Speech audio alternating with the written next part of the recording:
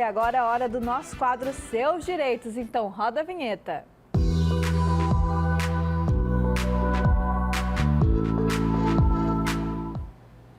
O nosso bate-papo de hoje será sobre algo polêmico, o Código de Conduta. Será que as empresas podem determinar o estilo do colaborador? O que é e o que não é permitido nesse meio profissional? É sobre isso que a advogada Samara Galli vai conversar conosco hoje. Samara, bem-vinda novamente ao Ver Mais. Obrigada, Duda, pelo convite e boa tarde para todos que estão nos assistindo. O que é esse Código de Conduta que as empresas possuem? O que acontece? Esse código de conduta é como se fosse um manual do que o funcionário pode ou não pode fazer no ambiente de trabalho.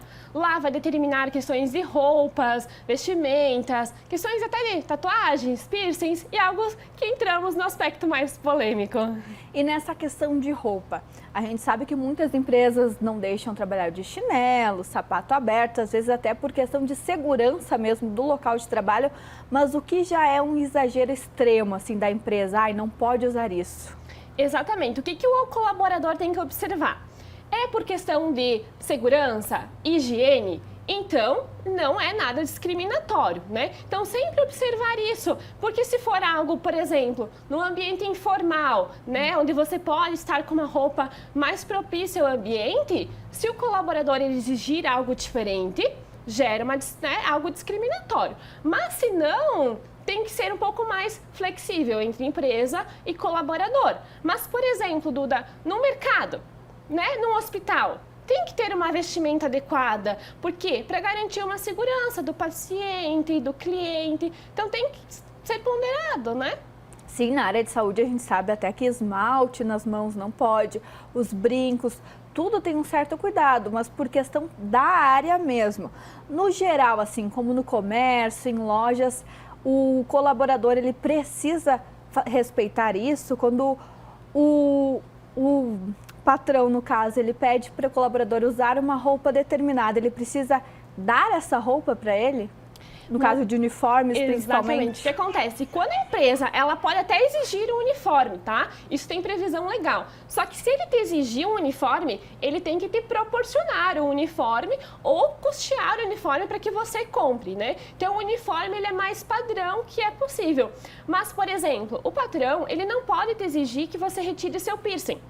A não ser que, claro, tem essas peculiaridades de saúde, higiene. Então, sempre observar o ambiente de trabalho que você está e se ele é possível ou não determinar cada coisa, né? Então, a questão de piercing, roupa de cabelo, ele fere direitos personalíssimos, né? A identidade da pessoa. Então, em tese, a empresa não pode proibir esse tipo.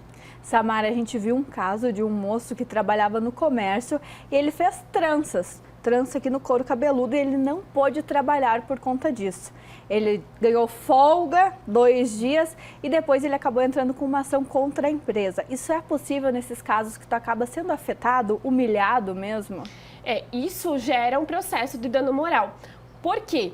Primeiramente, claro, você vai ter que observar se a empresa, ela notificou ele quando entrou na empresa do manual, né? Se o que acontece? Se a empresa precisava isso, né? Se já era típico da empresa ou não. Mas, no meu ponto de vista, e juridicamente, né, nos entendimentos, é possível sim um processo judicial, porque fere a questão da identidade, não pode ferir gênero, né? Não pode interferir sexo, religião. Então, sempre quando o colaborador sentir isso, precisa procurar um auxílio jurídico, Duda, porque pode estar ocorrendo, né, essa questão discriminatória. No caso dele também pode entrar como um racismo? Exatamente, porque se influenciar gênero, né, cor, etnia, acaba se configurando muitos crimes, inclusive. Então, pode sim ter direito a dano moral. Inclusive, esse caso que você comentou, o processo já está tramitando justamente nisso, né? E provavelmente a empresa será condenada. E a gente vê até no processo dele, nos vídeos que foram divulgados, que o advogado dele pergunta para o gerente: mas você deu um papel para ele com essas normas, ele assinou algum termo do que podia e não podia? E ele diz que não, a empresa precisa dar esse termo, a gente precisa assinar que está aceitando tudo isso? Sim, no primeiro momento que a empresa fala com o empregado, ela precisa comunicar essas normas.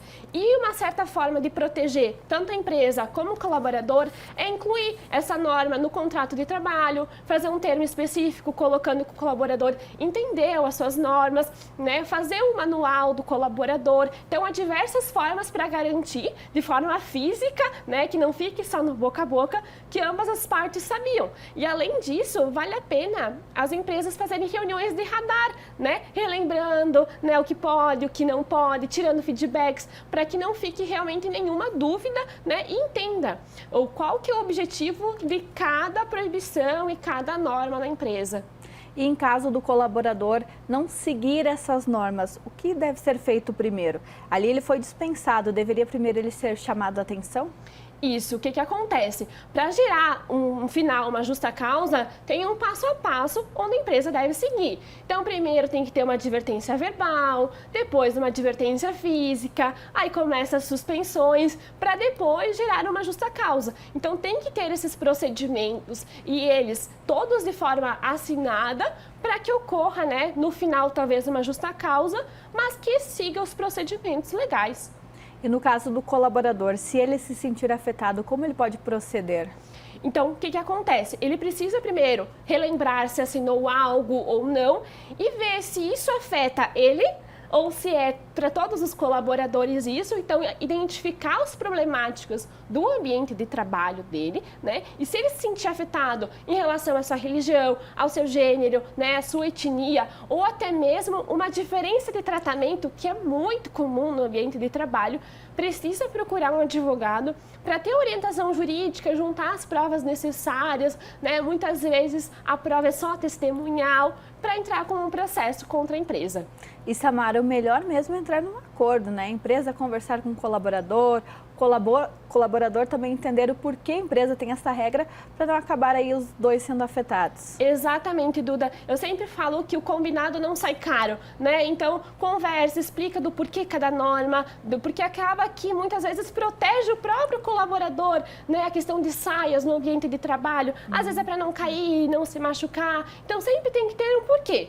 Caso não tenha um porquê, aí realmente a empresa pode estar cometendo algo ilegal que pode gerar uma indenização. Então, sempre uma conversa, um alinhamento de equipe, ele é muito válido. Samara, muito obrigada aí por nos ajudar com esse assunto que é um pouco polêmico